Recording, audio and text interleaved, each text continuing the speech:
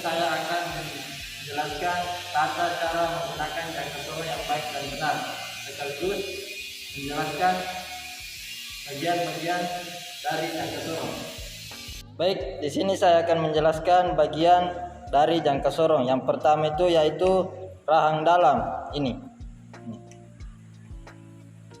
Rahang dalam ini digunakan untuk mengukur dimensi luar dari benda kerja, misalnya seperti diameter luar, panjang, lebar, dan tebal suatu benda. Bagian ini terdiri dari rahang tetap dan rahang geser. Sedangkan rahang tetap di sini ditunjukkan yang ini. Sedangkan rahang geser yang disebut ini. Ya, ini. Dan yang kedua itu adalah rahang luar. Rahang luar ini digunakan untuk mengukur dimensi dalam dari benda kerja, misalnya seperti diameter, dalam dan lebar, celah atau alur pada suatu benda. Contohnya mengukur diameter dalam cincin, roda gigi, alur pasak, dan lain-lain. Bagian ini juga terdiri dari rahang tetap dan rahang geser.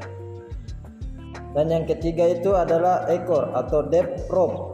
Yang ini, bagian ekor ini digunakan untuk mengukur kedalaman sebuah step pada benda kerja, misalnya untuk mengukur kedalaman suatu lubang pada benda kerja atau jarak antara bidang yang bertingkat. Baik, yang keempat adalah skala utama atau biasa sebut milimeter. Bagian skala utama dengan satuan milimeter ini digunakan untuk menyatakan ukuran utama suatu benda dalam bentuk satuan milimeter. Skala ini terletak di bagian bawah dekat rahang dalam.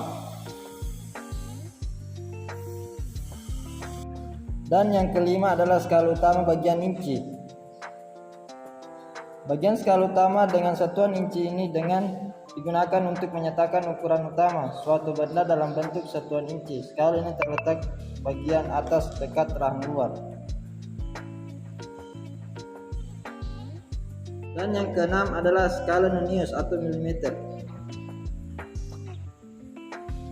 Bagian skala nonius dalam milimeter ini berfungsi untuk menyatakan ukuran tambahan suatu benda dalam bentuk satuan milimeter. Tingkat ketelitian jangka sorong dapat dilihat dari skala noniusnya. Ada yang memiliki ketelitian 0,05 mm, bahkan ada yang memiliki ketelitian 0,02 mm. 7. Skala nonius inci. Bagian skala nonius dalam inci ini berfungsi untuk menyatakan ukuran tambahan suatu benda dalam bentuk satuan inci. Baik, dan yang kedelapan skru pengunci adalah yang di atas.